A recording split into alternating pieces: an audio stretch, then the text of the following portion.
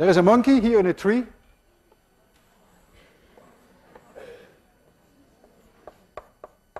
And here is a hunter. Let this be the speed, v0.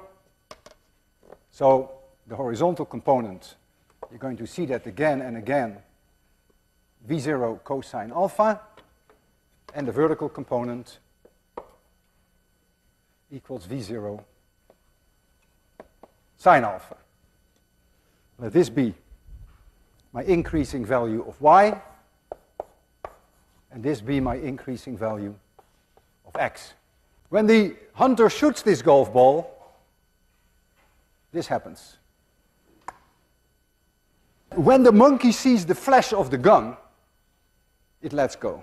This would be the trajectory with no gravity, and this is the trajectory with gravity. We can both agree on that. At a certain moment, t1, let us assume that the golf ball would have been here without gravity. Then I know exactly where it is with gravity. It must be exactly here, because the x position, xt1, is the same because the horizontal velocity is the same. That's independent of whether there is gravity or not.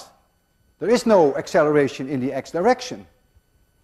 And so they are both exactly at the same x position. What is this difference? Well, that is the difference between the equation with gravity and without gravity. And y, as a function of time, you can look at equation number 3 there, if you can still see it, equals v0y, which is v0 sine alpha, time t, minus 1/2 gt squared. Well, if there is no gravity, this term doesn't exist. So that's this straight line. With gravity, it's the same thing, but you have to subtract this. Therefore, this distance is 1/2 gt1 square. That is this distance, because this curve is lower by this amount. Now comes the time that the golf ball hits point P, when its position is xt2, and the time here is t2.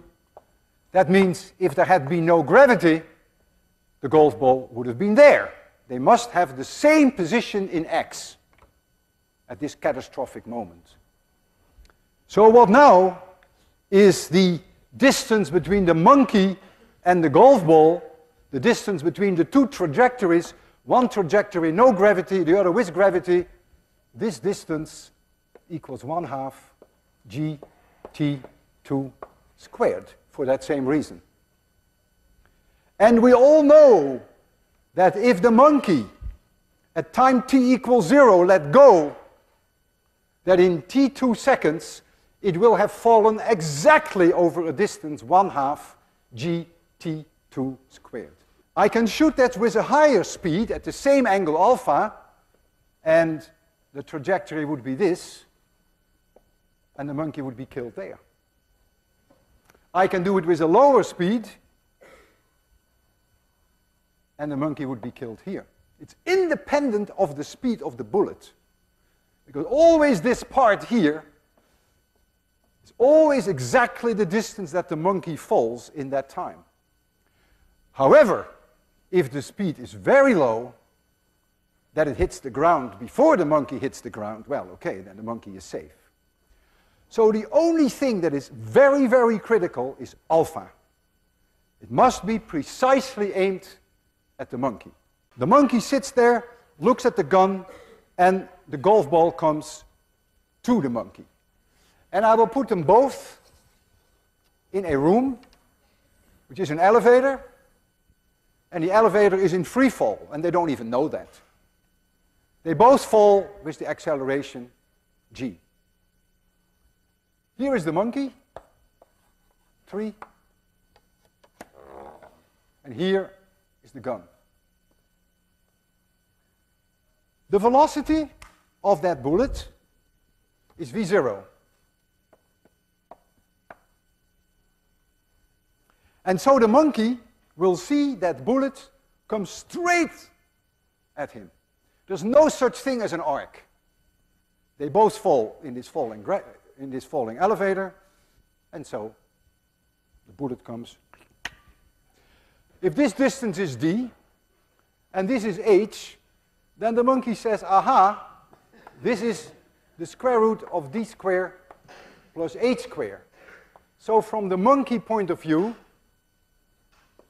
the time for the kill will be the square root of d squared plus h squared divided by v0. That's how many seconds he has to live. If this distance is d, then the speed to reach this point is v0 cosine alpha.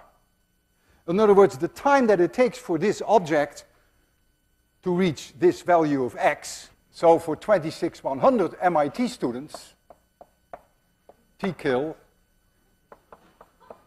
equals d divided by v0 cosine alpha. But what is the cosine of alpha? That is d divided by the square root of d squared plus h squared. So I can replace this cosine alpha by d divided by the square root. The monkey will be placed at about 3 meters above the table. We all know that it takes about 0.8 seconds. We have done many experiments at 3 meters. It takes about 0.8 seconds. So the whole thing will go very fast. We were going to put the monkey up there. I want you to first see the trajectory of that golf ball before we bring the monkey in. I mean, it is already so painful for this monkey. You don't want him to pre-experience what's going to happen. So we will do this in the absence of the monkey, and I will let you see what roughly the trajectory of that bullet will be. 3, 2, 1, 0. So it will hit somewhere here. That's that point P. This is where the monkey will reach when the two hit each other. Here is Robert, and we're going to put Robert up here. Robert has in his head a metal plate so that when we activate the electromagnet, that we can stick him on there, and when we take the current off, then Robert will fall. So this is the activation of the electromagnet. Oh, let me show you, it's important that you know that we have done everything we can to aim this gun as accurately as we can at Robert. When I cock the gun, and now the current will be disconnected when the gun is fired.